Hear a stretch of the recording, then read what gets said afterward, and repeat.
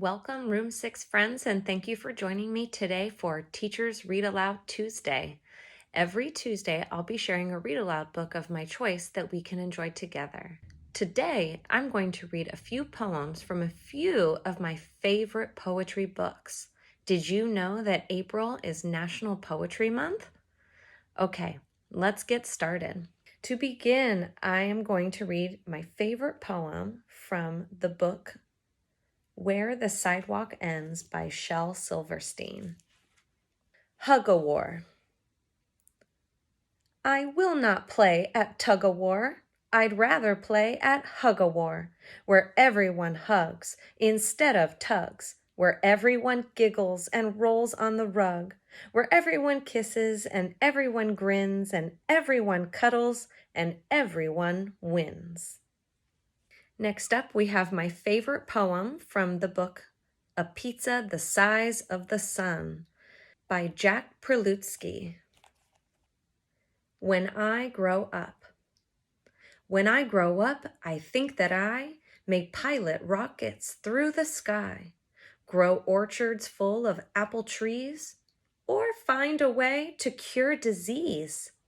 Perhaps I'll run for president, design a robot, or invent unique computerized machines or miniature submarines. When I grow up, I'd like to be the captain of a ship at sea, an architect, a clown or cook, the writer of a famous book. I just might be the one to teach a chimpanzee the art of speech. But what I'll really be, I'll bet, I've not begun to think of yet. The next poem I'd like to share with you is from a book called Silly Street by Jeff Foxworthy. Daily Parade. On Silly Street, there's a daily parade. It begins right in front of Arnie's arcade. 10 elephants lead a band of baboons and the baton-twirling feats of 2 wacky raccoons. Watch the craziest clowns that you've ever seen, with hair red, white, and blue, pink, yellow, and green. A team of 6 huskies pulls a bathtub on wheels.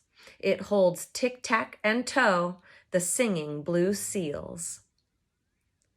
Next, it's 2 giant turtles named Ollie and Ned, with a girl on their backs and a cat on their head.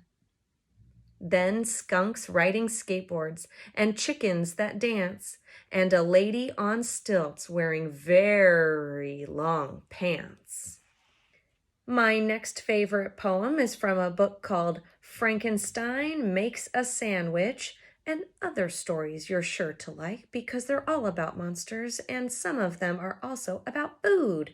You like food, don't you? Well, all right then. By Adam Rex. Frankenstein Makes a Sandwich. When Frankenstein prepared to dine on ham and cheese on wheat, he found instead he had no bread or mustard, cheese, or meat.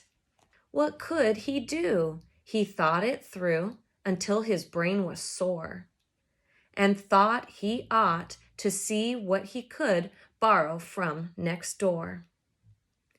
His neighbors gawked as Frankie walked the paths up to their porches. Each time he tried, the folks inside would chase him off with torches. "A monster! Eek!" the people shrieked. "Oh, make him go away." The angry hordes unsheathed their swords, pulled pitchforks out of hay. They threw tomatoes, pigs, potatoes, loaves of moldy bread. And then a thought struck Frankenstein as pickles struck his head. It's true, at first, he thought the worst. His neighbors were so rude. But then he found that on the ground they'd made a mound of food. He piled it high and waved goodbye and shouted, "Thanks a bunch!"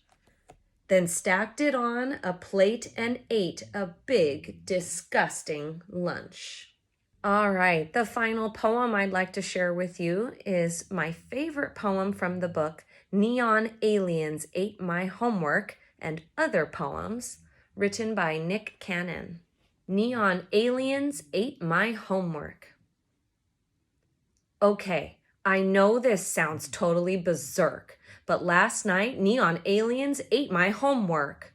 They zoomed down right above my home and zapped me up inside their dome. These little green guys glowed brightly in the dark. Their dripping fangs snapped with the force of a shark. I was out of my wits, not knowing my fate, thinking to myself, I'm gonna be next on their plate. What would satisfy the hunger of these guys? Would they leave me alone if they heard my cries? I offered them my notebook and even my backpack. I feared they could make me disappear with a zip zap. The aliens weren't done. They still wanted something to eat. So I took out my totally finished algebra worksheet. That did the trick, and they sent me home without warning. When I got back, it was 8 o'clock the next morning. I ran in the house and cried for my mom. She hugged me tight and told me to keep calm. Mom said, just tell your teacher the whole story. She'll understand what happened. Don't you worry.